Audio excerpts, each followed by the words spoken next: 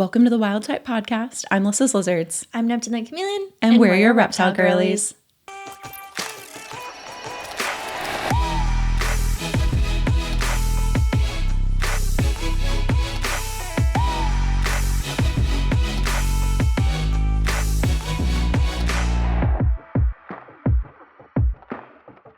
So I found out something recently. Oh. I'm in a neighborhood. I have a house. Yeah. And I found out there's like 3 kids in my neighborhood who own leopard geckos. No way. Yeah. Wow. Wait, like on your street or just neighborhood in general? On my street. That's crazy. Yeah.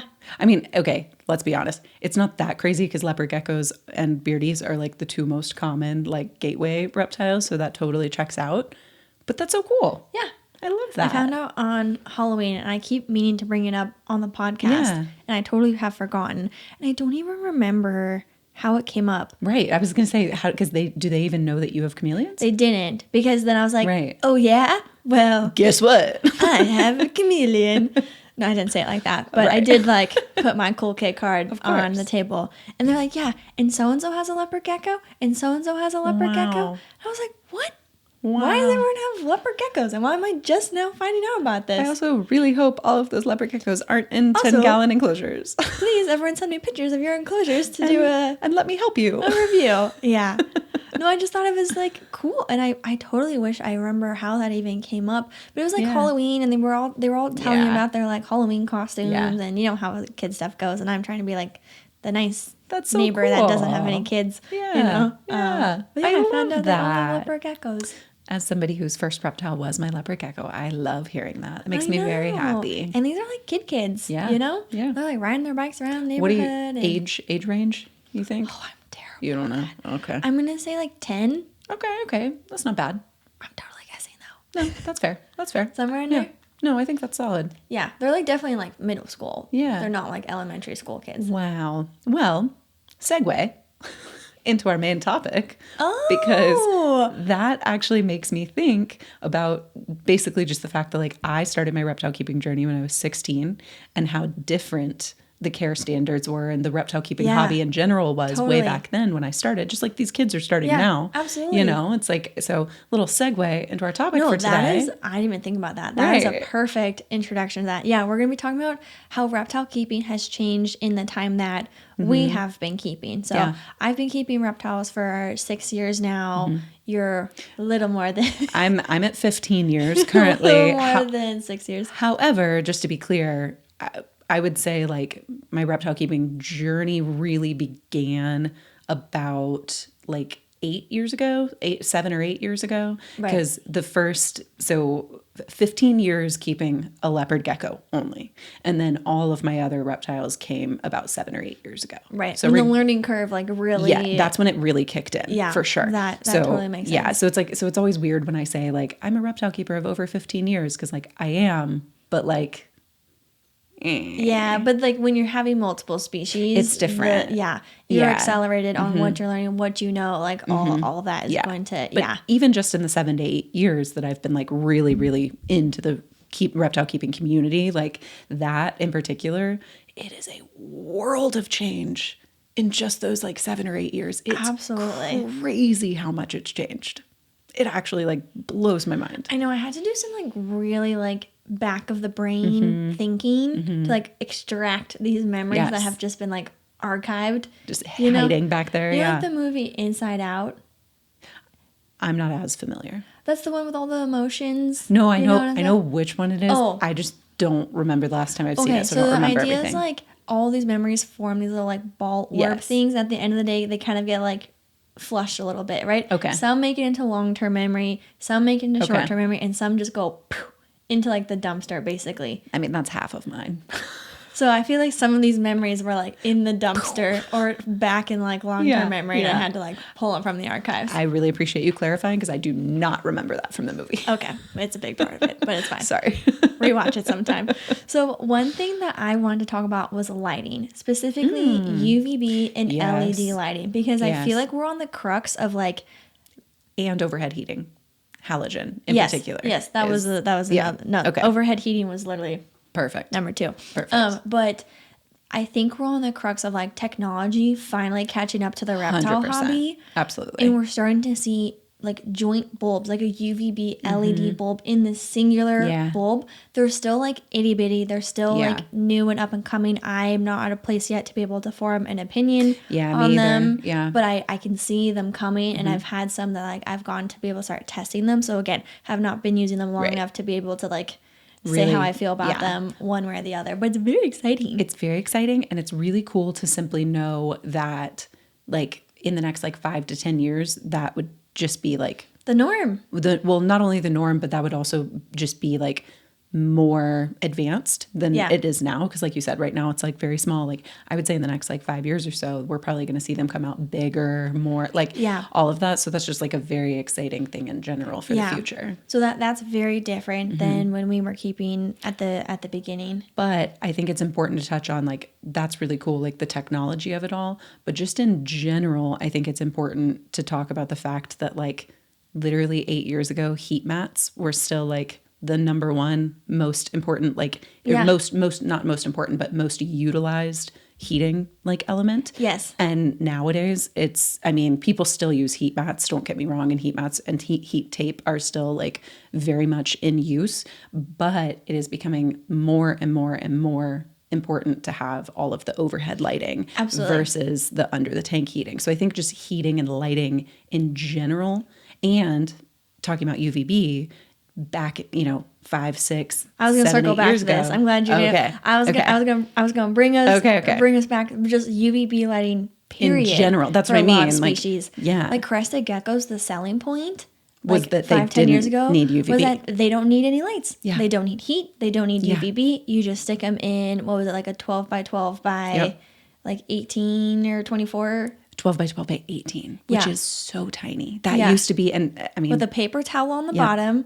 some fake vines, some cork bark pieces, a branch or two, and a cup of gecko food, and like that was your crested gecko. It wasn't even uncommon to see everybody keeping the gecko food on the floor, which we now know is not ideal because they prefer to eat, more obviously arboreal. And so like that was even common, was just like throw it in there, put it on the floor, it doesn't matter. Like that's just not the case anymore. Now we have ledges, now we have things and that goes back into the technology of it. There's just so much more that has come out to utilize. Yeah, and I think also just like critical thinking and also research with the animals of like, yes, it's a nocturnal species. So like it's easy to think, oh, you're awake at night, you're not so they don't need sunlight, UVB or everything else. So it's just interesting to see. And same with like snakes. Oh, it's in a hide all day, or it's in a cave all day, or whatever it is. Like it's not getting UVB. So it's just been interesting to see this shift. And it's the difference between like, is it required absolutely to keep the animal alive? Versus does it benefit their life? Yeah, because there's been generations of these species without UVB, and they quote quote are fine. Totally. Yeah. But to your point, the quality of life for the animal, could we be doing better? Even if there's a minute improvement in their life out of the use of a UVB bulb, that might be worth it. And I think like, now versus then is also just a really big testament to like the research bit that's been done in just the last, however many years. And I think, speaking to that in particular, like we now know that a lot of different species will do what's called cryptic basking, which isn't like full blown basking directly under the sun, but they'll be laying in their hide and have their legs sticking out or their little arms sticking out, and they're still getting the UVB rays, even just from like, which is what we call cryptic basking, because it's not the full blown basking. And so just some of that research that we now know that, we didn't know 10 years ago. My crested gecko, Pluto in particular, has like one little cork bark piece that he likes it. I know the one. And his little head will poke out though. He's fully capable of being fully immersed in there if he wanted to, but he intentionally chooses to have his little head sticking out. Because he's cryptic basking. So one thing also piggybacking off that is access to care information, right? Social media, YouTube channels, forums, right? Like don't sleep on the benefit that has had on the hobby, access to information. Because even though research was being done, we had to wait for it to be on the forums, or we were using Facebook groups, or we were using newsletters, books, whatever.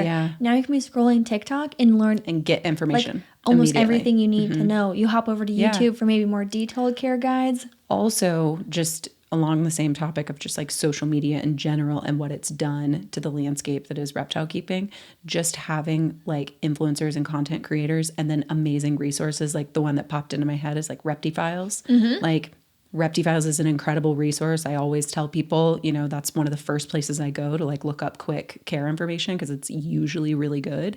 And so like there are resources like that available that weren't available 8-10 years ago. And so it's like, just, I would say like you said, social media, the internet, all those things, but also the content creators that come with that are working towards that. Absolutely. I think is something that just wasn't around 10 years ago.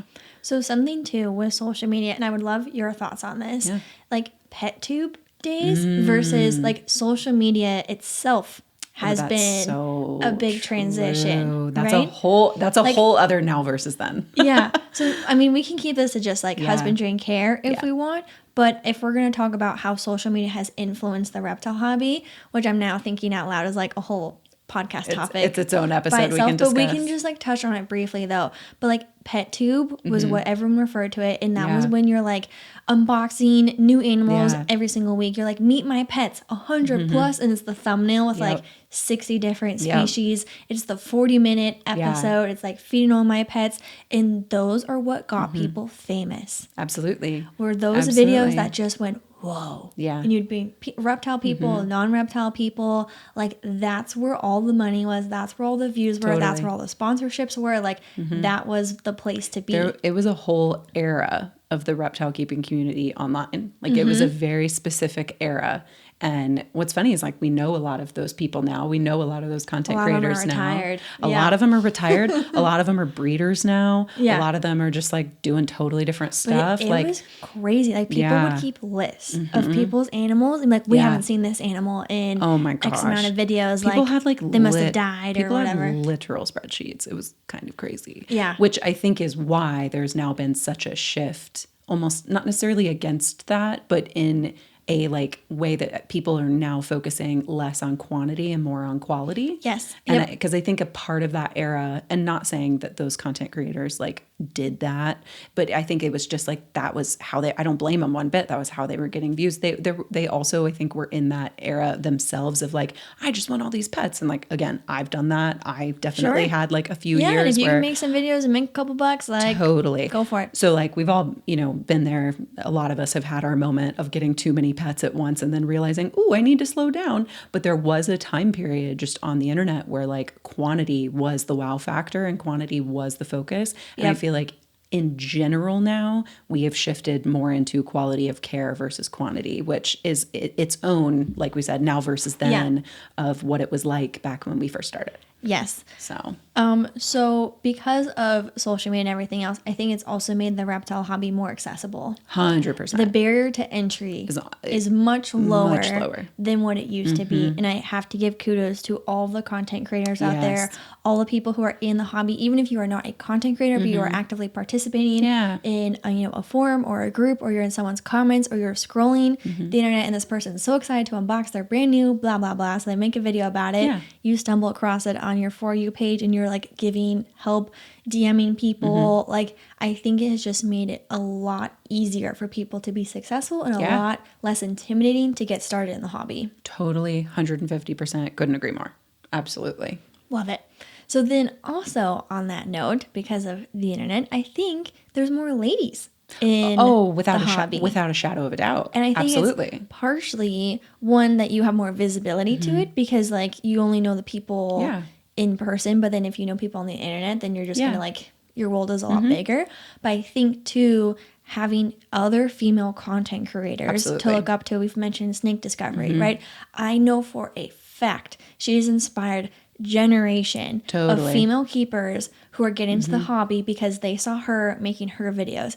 I know for a fact people have gone into the hobby because of you, because of me, for other content creators, right? And just to see like other girls doing it, right? And I don't care if you're a girly girl or if you're like an emo girly, like whatever girly you are, to like be in the hobby and just feel seen. It's not just like the guys world that we all live in, like has been really cool to witness. And it's super interesting because I think this goes back to one of our like original episodes where I had talked about, you know, there was a brand who had said that, you know, the care improvements kind of came along. Yes, how girls have influenced the hobby, I think was the episode. Yes. Yeah. And obviously, like, you know, correlation does not equal causation, all that, you know, fun disclaimers. But I think that was around the same time frame of kind of seeing all of that and seeing more, which I think contributed to, you know, the barrier to entry for women getting into the hobby.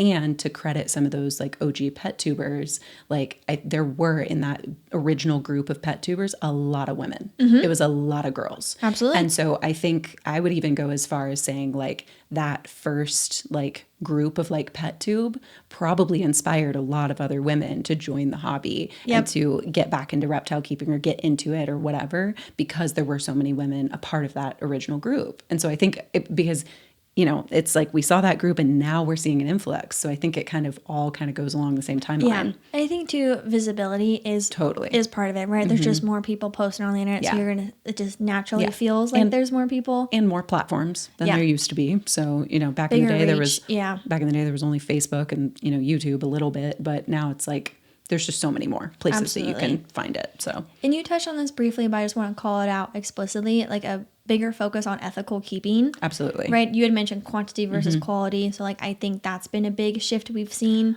I think also, this is so interesting. We could go on so many tangents with this topic, but I also think as the interest in bioactive reptile keeping has grown, that has also brought in... Yes, that was on here too. Oh, good. That has also brought in, I think, a lot of women who are into plants and different things like that. And it has brought in a little bit more of like a shared world of like pet keepers, reptile or plant keepers. It makes it appealing because that is like an outlet you could have in like building out these beautiful enclosures. You know. And talking about the barrier to entry, that also knowing if like say you're a plant person already and you like have some mild interest in reptile keeping, but then you find out that bioactive reptile keeping is a thing and you're like, I can do that. I already know all the plants. A lot of people when I'm reviewing their enclosures for their chameleon, I'm like, hey, I'd really suggest adding another plant here, here, and here. They're like, oh, okay, like what do you recommend? I'm like this, and this. They're like, oh, I have like a bunch propagating right now because they're already plant people. Into plants. And so I'm like, go for it. Just like deck it out, like fill it with plants. So and they get so excited. I just think that bioactive reptile keeping has probably correlated a little bit with making the barrier to entry lower for people who are already plant people, which I think is a cool,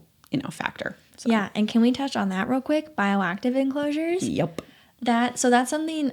Speaking about the chameleon hobby, bioactive was like a no. Yeah, that was like it was like you cannot keep chameleons bioactive. Not even. I would even argue not even just bioactive, but substrate in general. That for a long time it was like do not use substrate with chameleons. Period. Right. So we've seen a huge shift. Snakes were not being kept bioactive. Bearded dragons, leopard geckos, everything. I think crested geckos, from what I recall, were one of the first to really get some momentum. 100%. Also bioactive. Also because they're one of the easiest to set up. Well, if you think about it, like crested geckos were kept primarily in glass enclosures. Yeah. That's easy to put soil in the bottom. High humidity. They're not on the bottom of their enclosure very often, so you don't have to worry about ingesting substrate or any of those myths or like concerns or fears that people had when it came to using substrate just in general. So it made crested geckos like a very super easy like transition into a bioactive enclosure. No, I totally agree. I think it definitely started with the New Caledonian geckos and then slowly not just crested geckos but like, you know, all the species. Right, but I think then obviously like slowly worked its way towards the snakes.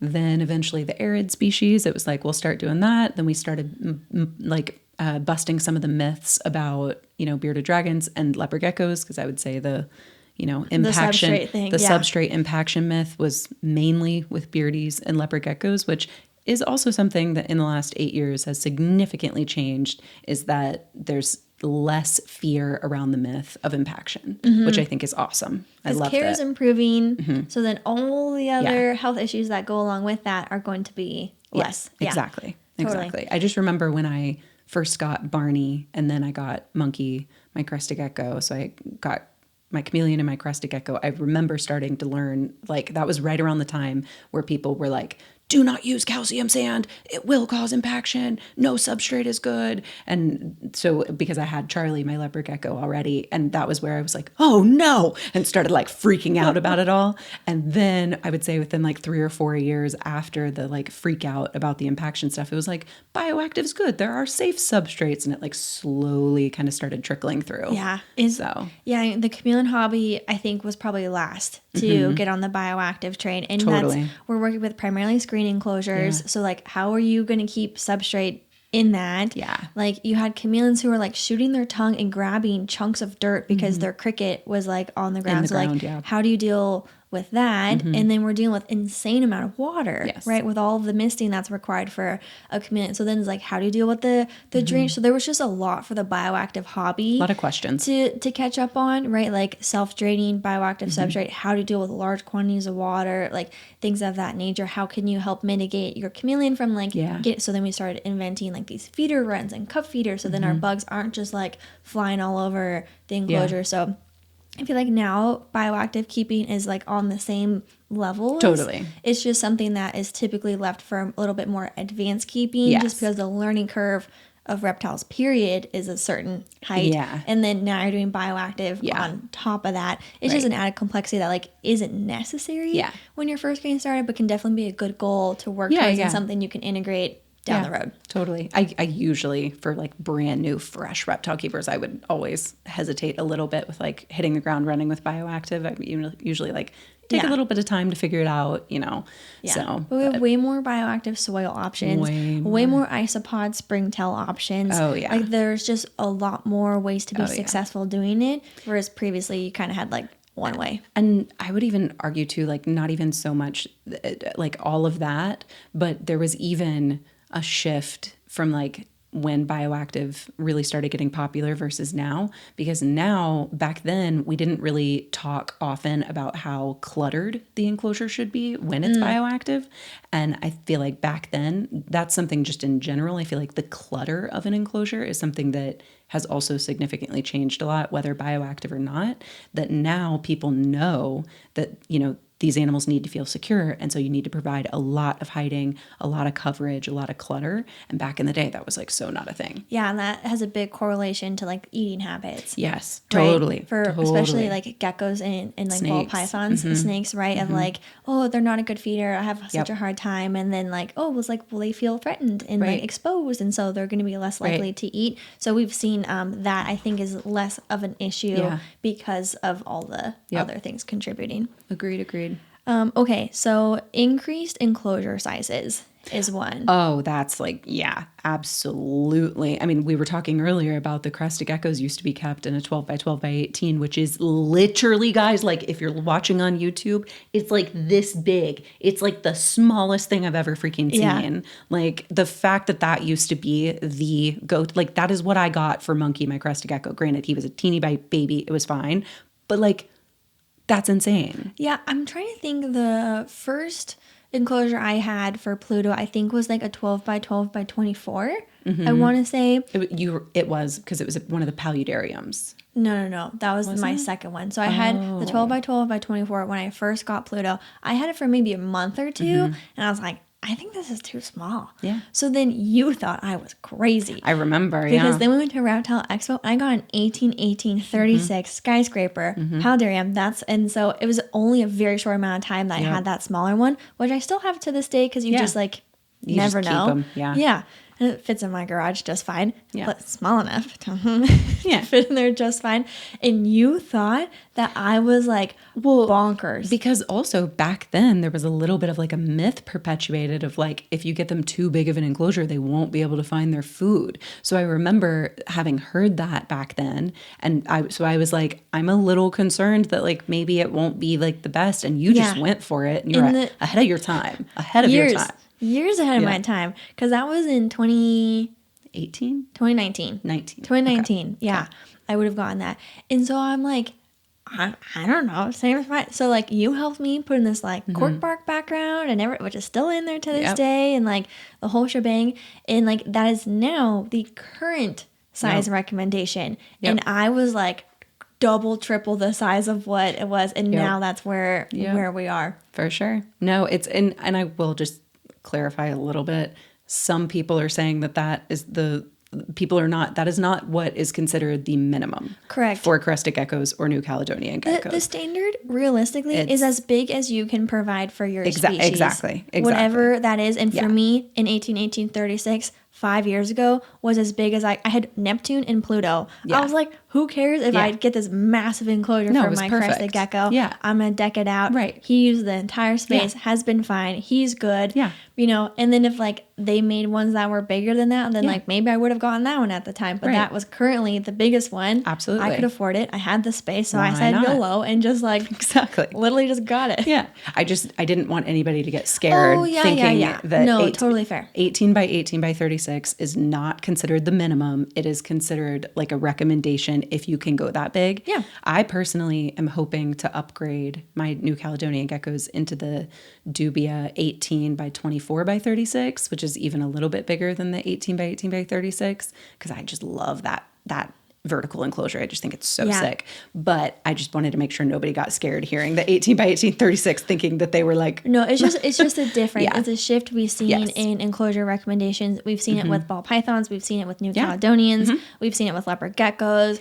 Hey, reptile girlies, if you're tired of explaining why your spare room looks like a mini Jurassic Park, meet Scratches, the social app where exotic pet owners find their people. Just add photos of you and your scaly babies, set your filters to reptiles, and start scrolling through local pet parents who get it. No more awkward first date explanations about your ball python collection or why you have a cricket farm. Whether you're looking for friendship, romance, or someone who can pet sit your beardy, your community is just a match away. Download Scratches today and start connecting with reptile people in your area. Available on iOS and Android. How long have we been using Pangea gecko food? Like forever, right? Since we've both had our geckos. Literally. I mean, it's one of the OG crested gecko food brands. And honestly, one of my main reasons for using them is their vast variety of flavors. Pluto's personal favorite has to be the watermelon and the fig and insects. They go crazy for the watermelon flavor. Mine love the watermelon too, and the fig and insects. Those are a top two in my household. I also have to give a shout out to the silicone cups because that has been a game changer. They are so easy to clean. You can reuse them. And you save so much money. You save so much money on the cups. So if you're interested in any of these products, head on over to PangeaReptile.com. I mean, back in the day, like leopard geckos, it was a 10 or 20 gallon. For ball pythons, it was a 20-gallon enclosure, which is insane to think about now because now it's basically a 4x2x2. And what is a 20-gallon dimensions? It's like, I'm pretty sure it's like 11 or 12 inches wide, which is slim. A ruler, and then I think it's 30 inches long is I think what a 20-gallon is. Okay, so from 30 inches to like 4 feet. Yes. Or 48 inches, whatever. Yeah. The same metric. So pretty much all of the enclosure sizes that are recommended as minimums now are double the size than they were 5 to 8 years ago. And I think a big part of it is what was one of my next point. We've seen this transition from glass to PVC. That too. Enclosures, right? Which makes them more accessible. I was just about to say, just more accessible. There are more enclosure companies now. There are better enclosures on the market than there ever were. We actually have multiple enclosure companies that are specifically for reptiles because back 10 years ago, it was aquariums. Yeah. And that was pretty much all that you had readily available at pet stores. So like these, and you could go and get like custom enclosures built, but like your average day-to-day reptile keeper didn't know anything about that. No, and you're not dropping that kind of money. No. So the PVC is cheaper to produce. It's cheaper to ship. So that drives the overall cost of the enclosures It's also way more lightweight. Yes. And so it's easier to move. Yes, so from a keeper side of it, makes more sense to do PVC because that's the thing with Pluto's 1836. It is full glass. My little arms can't even wrap around it. I think I could actually hold the weight of it. I think you could. But this dimensions, I can't grab it. And then it has a bioactive bottom. So it's got all that substrate in there, plus it's glass, and it is heavy. It's funny that you say that because yours is the vertical orientation of that size, but that enclosure is technically a 40-gallon or an 18 by 18 by 36 on its side. Yes, yeah. And so when it's horizontal and not vertical oriented, I had one that was that exact size. And I think it might have actually been the 12-inch tall one instead of the 18-inch tall one, but neither here nor there. But when I was moving into the townhouse that I lived in for a while, my dad helped me move in there. And that was actually the one enclosure that he was the most worried about moving. And obviously it was a townhouse, so it had a lot of different stairs. Yeah. And he actually like tripped over a stair and like fell and like landed on his butt with the enclosure landing on him. And it literally could have killed him. It is heavy. And it was that moment he had fallen and was sitting on the stairs and looked at me. And also, just disclaimer, this man has never let me, up until that moment, pay for movers, because he's like, me and your brother can do it. He's never let me pay for movers. In that moment, sitting on my stairs after falling and almost having a giant glass enclosure shattering on him, he looked at me and goes, yeah, you'll be paying for movers every time in the future. And I was like, I've been trying. This is the last time we're doing this. No, they're heavy. It's scary to move. Yeah. It's like you need at least 2 people. It's very potentially dangerous if it drops and shatters and breaks. I mean, how are companies supposed to produce larger enclosures, make them at a price point people can afford, ship them in one piece to get them to you? PVC enclosures can come disassembled. Is that the right word? Disassembled, right? And they're lighter. They can go bigger. They can produce them easier. You're not waiting on glass materials. So like it makes sense that the hobby has made this transition to PVC, simultaneously transitioning to larger enclosures because it's all connected. Yeah. No, it's just the accessibility of enclosures, I think, has greatly contributed to why we have the bigger and better enclosure standards now. So one that is kind of obvious is misting and temperature, like humidity changes, right? Like that's something that we're going to see over time. One that I'll call out for chameleons is our, as if I'm like representing the whole hobby here.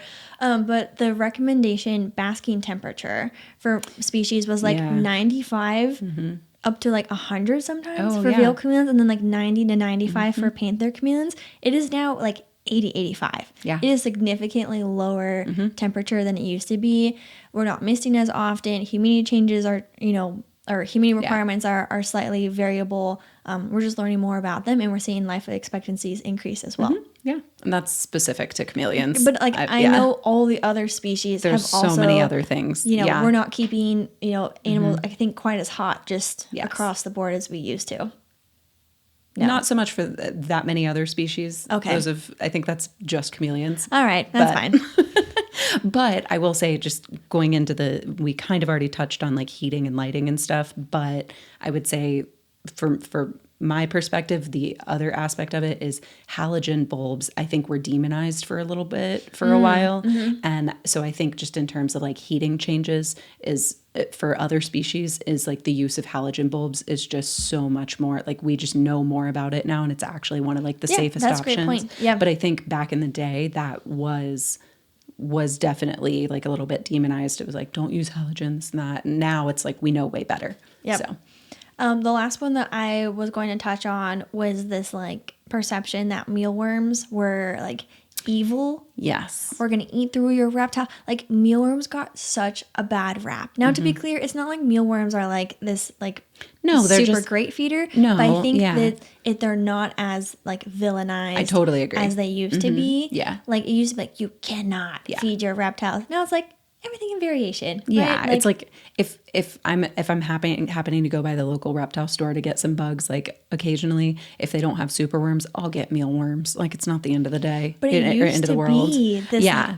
very taboo thing. No, it was. Yeah, and like how dare you feed your reptile mealworms? There's so many of those. Yeah.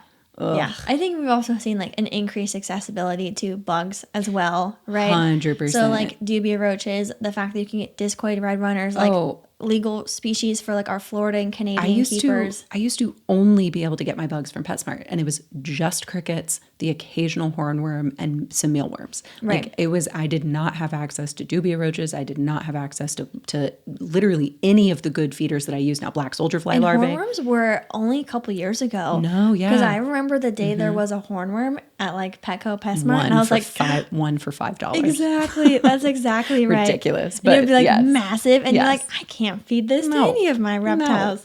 Yeah, but no, yeah, that's a great point. Accessibility to bugs and feeders in general, and even like frozen rodents and stuff too. And the variety of like, now I can get chicks, now I can get like all these different things. And so that accessibility is also like vastly different than it was years ago too. Yeah. Crazy. That's everything I had on my list. Did you have any others in your head for like things that you've seen kind of shift from when you started versus today?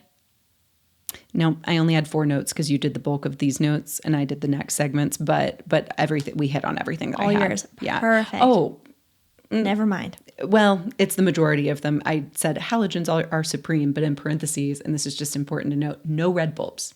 5 to 10 years ago, people were still using red light bulbs like crazy. Oh. And now, so I didn't even really think about that because in the chameleon hobby, those have been a big no-no for long time because chameleons have such amazing eyesight. It's like but for so long people were either using heat mats or red heat bulbs. There was like really no in between. That tracks. And I saw a shift when from like when I got back into the hobby of like, at first I was using some heat mats. I knew not to use the red heat bulbs, but there was like this like intermediate time period where it was like everybody was just using like incandescent, like regular white heat bulbs. Yep. And then we made the shift over to halogen. So it was kind of like, I would say like a 3-step process of like. And I think incandescents are still. Oh, like, totally. Yeah. No, very commonly used. Especially if you're looking just for like temperature regulation. Yeah. They just don't have all the light spectrum benefits that halogens do, but they're still a decent option. Yeah. Well, we do want to do a quick, speaking of like temperatures and stuff, we are very mindful that it's December. Temperatures are dropping. We have done an entire episode on tips for keeping reptiles in the winter, so would totally encourage you to check that out. But I think it's always good just like this time of year to do like a refresh. Yeah. Some things you may not think about when you're just like on autopilot with your reptile keeping is when your house heaters start to kick on. That's going to pull a lot of the humidity in your enclosure. So now would be a good time to check your humidity levels to make sure they haven't dropped. Make sure your hygrometer is working. Make sure you've got that all set up so you can triple check all those levels and just pay attention to that because you may need to up your misting schedule or whatever during that time of year. Yep, absolutely. And then temperature, right? Now, we as humans don't like stay super cold, but we are so mindful that like the temperatures outside are dropping. So maybe your home has dropped a few degrees. So be mindful that you're also checking your temperatures. Yes. You may need to bump up in wattage, but if you do, then you need to double check that to make sure you don't go too far to the other side. Been there, done that. Right. Yeah. Be very, very mindful of that. Be very, very careful of that. I will also say one of my ultimate tips, always have some hand warmers on deck or potentially like a reusable, refillable hot water bottle, just in case you have our worst, biggest fear of like any type of like electrical outage or anything along those lines. Like generator or maybe a propane heater. Yes. So that if you don't have electricity, that you can still provide heat both for yourself and your reptile. My mom got me a propane heater, so like that was good. I think I have 2 right now, so like one for the reptile room and then one for like I could put in my like bedroom or my living room or something for like me and Ember to stay warm if like it came to it. That's perfect. So just be mindful of temperatures dropping, and then for any of our breeders who are listening who are shipping reptiles, like we also need to like be mindful that we're checking temperatures of both the location you're at, but also the location of where you're shipping at, because even if it's not too cold where you're at, it could get like really cold or nighttime temperatures and all that. Yes. And our friends over at Redline Shipping have actually told us, which I find very interesting, they've actually told us basically that I guess shipping during the winter is actually easier or safer or potentially safer than shipping in the summer, because there's not a lot that you can do about like the hot temperatures, because it's, you can include ice packs and things like that, but it's from what Redline Shipping told us, basically like in the summer it's easier to provide additional heat than it is to bring the temperatures down. Well, it makes sense because like for us it's like like, I don't know, skin. Right. We don't have fur. We don't have fur. We can only take off so many clothes and it still be socially acceptable. And same with the reptiles. But you can put on as many layers as you want. And so you can control the temperature inside the shipping container. And Redline Shipping does provide all that, the insulated boxes, the warmers to go in there, and they make it super easy and simple. So if you are interested in shipping reptiles, be sure and check them out. Yeah, absolutely. So pro winter tips. Yes. Love it. Okay, so and then to wrap us up for our final segment, 'tis the season. 'Tis the season. Happy holidays. Happy holidays. And we wanted to have some fun with a Smash or Pass holiday tradition edition. Heck yeah. And we haven't done Smash or Pass in a hot minute. So I don't think so. Excited. Yeah. So I know you've come up with a list. I jotted down a few. Some are like obvious ones, and then some I try to like stretch a little bit. Yeah, I have some slightly different ones too. Okay, let's do it. Okay, I for sure already know your answer on this one, and this is also not a creative one. This is like standard low-hanging fruit. Cookie decorating. Smash. Absolutely smash. Absolutely. But then this is a follow-up because we don't have children yet. So I'm curious on this, but actually leaving cookies out for Santa. Well, like I'm not going to do that if I don't have kids. Why not? Pass. Okay. Well, smash. I like to leave a little bit of cookies on the mantle just for the holiday season. I did that last year. I'll do it this year. No, I left a sugar cookie on my desk last year, and I had my camera at the time because like Ember was still a puppy. Yeah. And so I like whenever I would leave, I literally caught her on camera, pause on my desk, going and getting my sugar cookie. So you think those are going to be left safe for Santa? That's so true. That's so very, very true. Fair point. But I love decorating cookies and eating cookies. Yes. Okay. So this one is very close to my heart and is my personal favorite tradition. So it is already a smash for me. But this is making gingerbread houses. Okay. I would smash. I do enjoy that. I don't like eating them though. Oh, God, no. You're not supposed to eat them. Oh, okay. Then smash. No, you don't eat them because by the time you leave them sitting out for like... I just don't like gingerbread. And like, I know it has to be like hard gingerbread to be structurally sound. Oh, yeah. And they've come up with like Oreo gingerbread houses and sugar cookie. But even then, they're like... crunchy. Yeah. Yeah. I'm a soft cookie girl. So. Oh, for sure. I don't consider gingerbread houses for eating. They are for looking. For decorating though, smash. All about it. So Logan and I actually, since the very first year that we first started dating in 2020, we went really hard on the gingerbread house tradition. We would specifically actually make them out of graham crackers, not actual gingerbread. Oh, I'll eat a graham cracker over gingerbread. Yeah, and we get like real elaborate with it. Like we've made a house with like a balcony before. We've made like... I love it. You guys with your pumpkin carving and your gingerbread decorating. We get really over the top, but I specifically love doing the gingerbread house decorating with him because we work together on it instead of it being like a competition or anything. So that is one of my personal favorite traditions. Do you guys try to do like a theme? Not so much like a vision theme, but like we like one year we did like a mid-century modern house. Okay. And so like these guys over here. I know. Goodness gracious. We try like a week or two in advance to come up with like what design are we going for? Like what vibe are we going for? And that's what I meant by theme. Sorry. I wouldn't say like theme, but like style. Okay. So we always pick like a style and go hard and see how it turns out. So it's fun. Love that. So that's a good one. Okay. Ice skating. Smash. Absolutely smash. But I don't have a lot of opportunities to do it. I haven't done it in a really, really long time. I'm not good at it. No, I'm terrible. But I do enjoy it. It's fun. And I always fall on my butt. Oh, absolutely. Every time. At least once, and my tailbone is bruised for like 3 days. Yeah, it's the worst. It's the worst. Yeah. But it's worth it because it's such a fun activity. Yep, I do enjoy ice skating. Yeah, so that's a big one. Okay.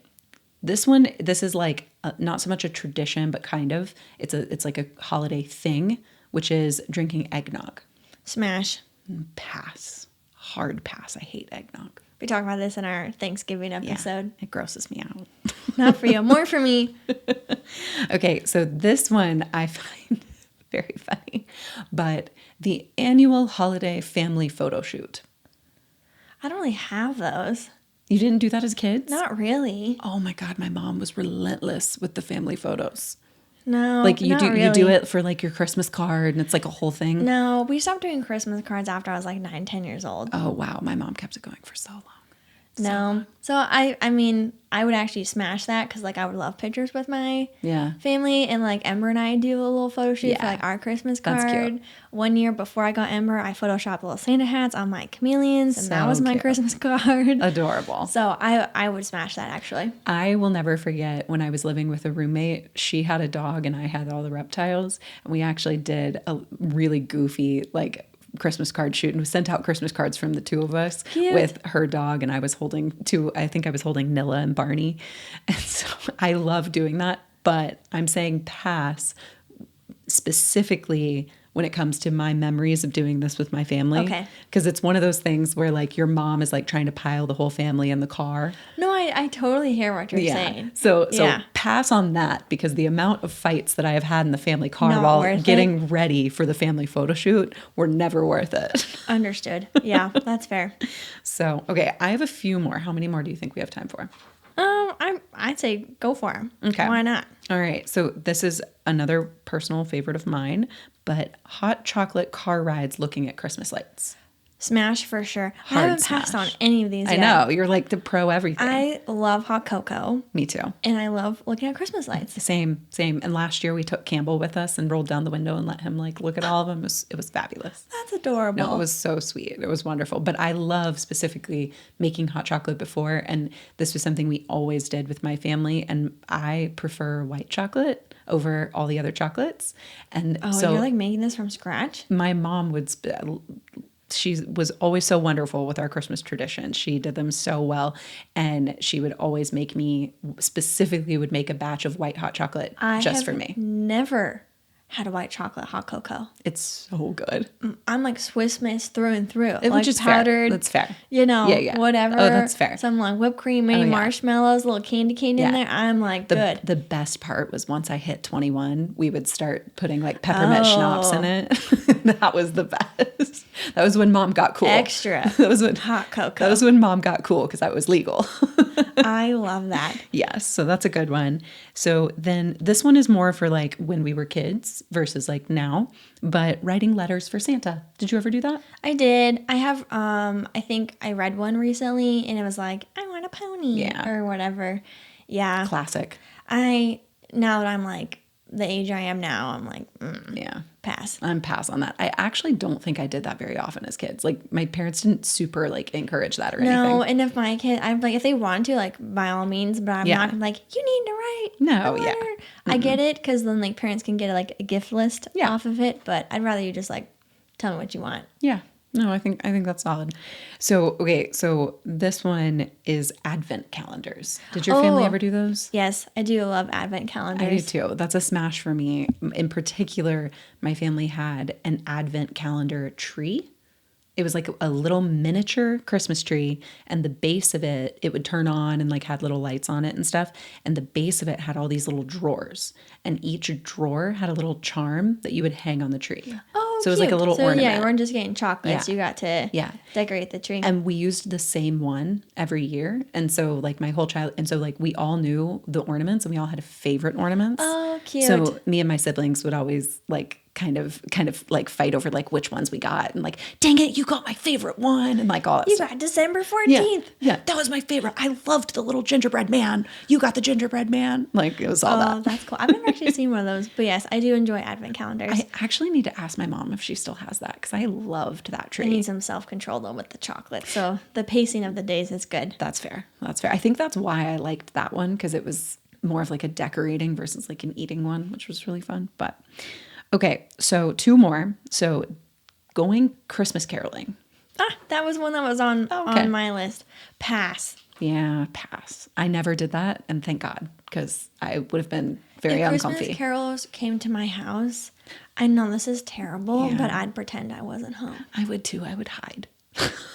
Like, I honestly feel awful saying that, but this is the truth. But like, I do think that's a tradition that's kind of dying out because A, stranger danger, but B, also like, who wants to stand in their doorway and like listen to singing?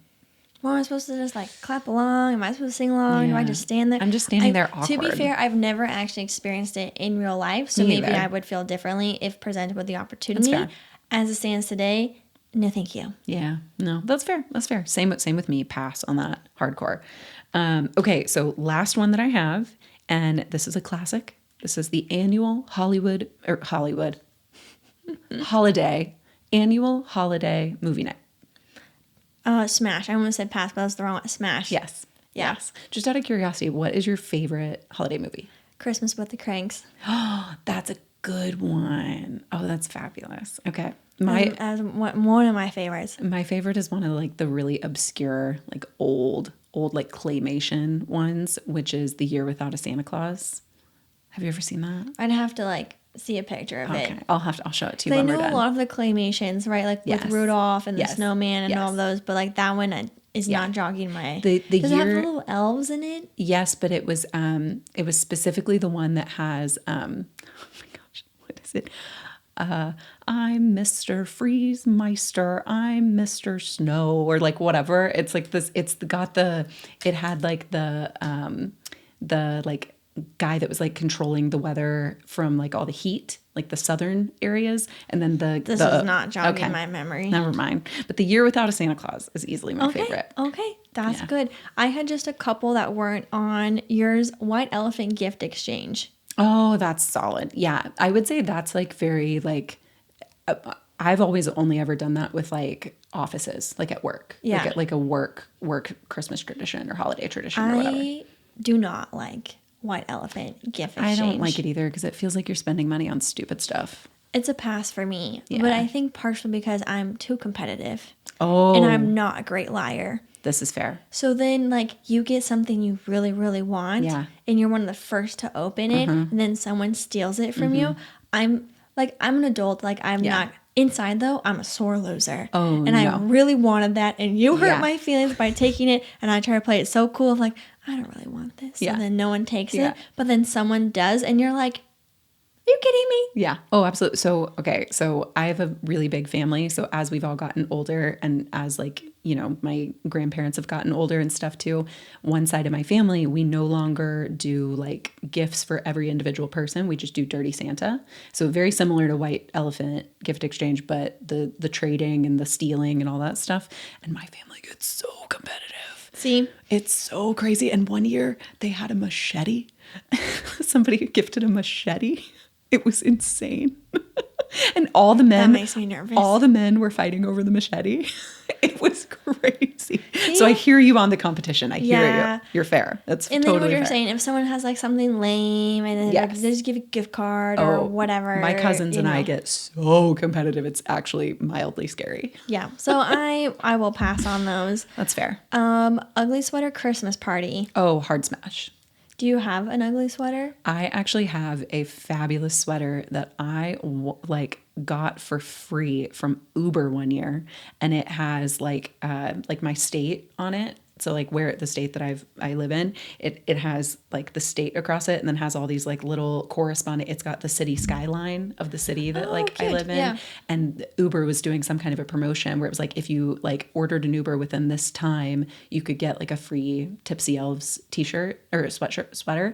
And so I have that one. So it's not necessarily ugly, but it is like location relevant, and it's my favorite, and I wear it every year. I have a Chameleon Christmas sweater. Cute. Yeah. So cute. I didn't really realize this was our Christmas episode when I picked out my sweater. We are definitely not Christmas attire currently. So I may wear that for our New Year's Eve one, just so I can wear it because it's very cute. Right. And I feel like our listeners are one of the few that would actually appreciate my Chameleon Christmas sweater. Yes. Okay, Elf on the Shelf was the last one I had. Okay, so I actually recently saw a TikTok, and it was a girl doing Snoop on the Stoop, which was it was one of the like Elf on the Shelves, but its face was Snoop Dogg. Okay. I would do that with Logan any day. I don't need kids for that. I find that hilarious. And if like it's like a thing between like me and Logan to like set it up for each other, I would love that tradition. Okay, that sounds adorable. Yes. As someone who did not grow up in the Elf on the Shelf generation, me either. I think it is the stupidest. I think it's so creepy. Stupidest thing. Yeah, I think it's creepy. I think the elf in particular is creepy. If I hurt your feelings, I still stand by it. And maybe it's because I'm right in that gap, right? I'm not the kid and I'm not the parent. Right. I'm right in that generation that like didn't participate in it. I think if I were a parent, I would really love it. And specifically as not a parent, I would love Snoop on the Stoop. Love that idea. The elf, no thank you. Pass. No, the only thing I can like somewhat correlate it to was in like elementary school on St. Patrick's Day. They like we'd go out to recess and then they'd be like the leprechauns came and there'd be like a little gold coin on your desk and they put like little footprints. That's cute. Very similar things to what they do with Elf on the Shelf, but for leprechauns. We did that. My family did a little bit of that too. But it was one time. It was one day, and like that was it. Whereas like Elf on the Shelf is like an ongoing. It's like a month long. It's the whole month of December. And it's like every day it's something different, and I just like But also like I don't like it. As a parent, like I would not have time for that. That's what I'm saying. That would stress me out. Like, I'm all for, like, the moms bringing the holiday magic, for sure. But, like, that would stress me out as a mom. I'm definitely going to be the mom that's, like, allergic to elves. Yeah. I'm like, sorry, they can't come here. I'm allergic. Like, whatever. I feel terrible saying that, but I feel like I would be the parent that would be like, we're not doing Elf on the Shelf. We're doing Snoop on the Stoop. Kids, get on board. Right. And I'm not like the Grinch over here, but, like, it's just not. And again, I think it's because I'm in that generation that just like me too. Missed it entirely. Yeah, it wasn't a part of my childhood. I think it's a little weird because I'm not a parent, so I'm not doing it. So I'm 100% in the same bracket as you. Yeah.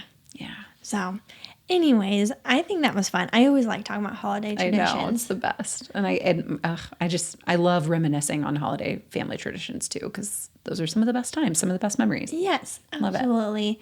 And so, guys, we will not be doing an episode next week. It falls on Christmas Eve. If you celebrate or if you don't celebrate, enjoy the time off. Apologies, there will not be an episode, but we hope you can still enjoy the holiday season. We hope you enjoyed this kind of festive episode, and we will be back, I think, one last episode before the new year, so we can talk all about that.